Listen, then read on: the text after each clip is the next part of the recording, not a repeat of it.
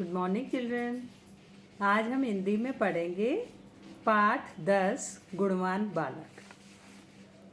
तो इसमें हम पढ़ेंगे कि बच्चों के कौन से गुण होते हैं जो उनमें होने चाहिए जिससे कि वो सबके प्रिय बनते हैं, है ना।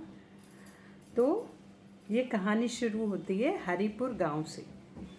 हरिपुर गांव एक जंगल के पास बसा था।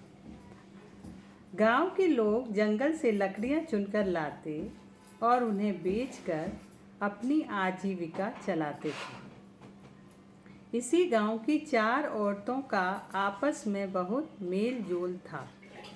वे चारों साथ ही जंगल जाया करती और वहाँ लकड़ियाँ चुना करती थी। सूखी लकड़ियों को बीन कर लाते हैं, फिर उन्हें चूल्हे में जलाकर अपना खाना बनाते हैं। गांव में आज भी ऐसे चलता है। तो वो चारों औरतें आपस में सहेलियाँ थीं और एक साथ ही गांव में जाती थी लकड़ियाँ बीनने। एक बार की बात है, वे चारों औरतें जंगल में लकड़ियाँ चुन रही थीं। वे आपस में बातें भी कर रही थीं।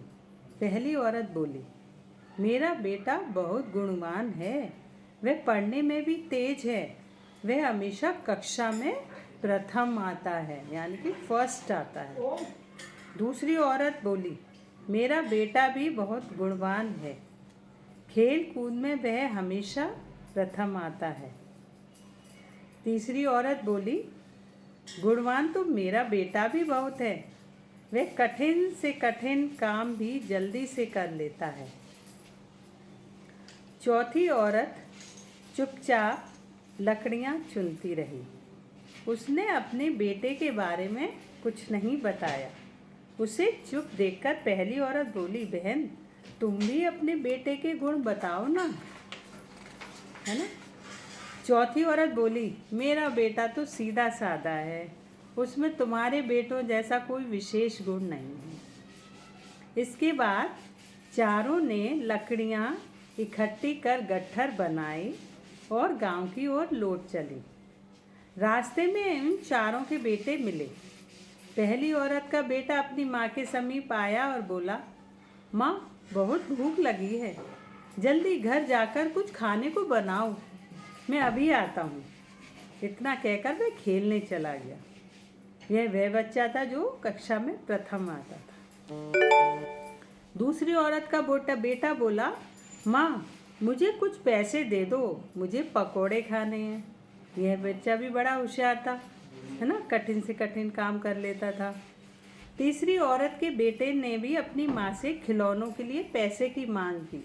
ये वह बेटा था जो खेल कूद में प्रथम आता था हमेशा।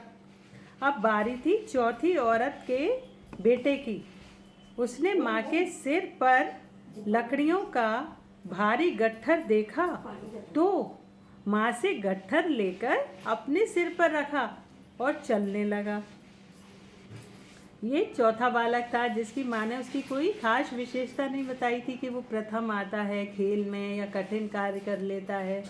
उसने अपनी माँ को देखा कि भारी गठरी उसकी माँ के सर पर रखी है, तो उसने अपने सर पर लेके और घर ले जाने लगा। उसने अपनी माँ को आराम देने की सोची।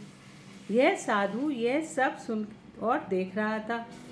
उसने उन औरतों को अपने पास बुलाया और समझाते हुए कहा, जो बालक अपने माता पिता की सेवा करता है वही सबसे अधिक गुणवान होता है। इसलिए सब बालकों में से यही बालक सबसे अधिक गुणवान है। इसी बालक में सबसे अच्छी क्वालिटी हैं। तो आपने देखा, जो अपने माँ बाप की हेल्प करता है वही बच्चा अच्छा होता है। हाँ, आप अगर पढ़ाई में अच्छे हैं तो ये भी अच्छी बात है, लेकिन उसके साथ साथ आपको दूसरों की हेल्प भी करनी चाहिए। आप खेल में अच्छे हैं तब भी आपको बड़ों के काम में हाथ बटाना चाहिए।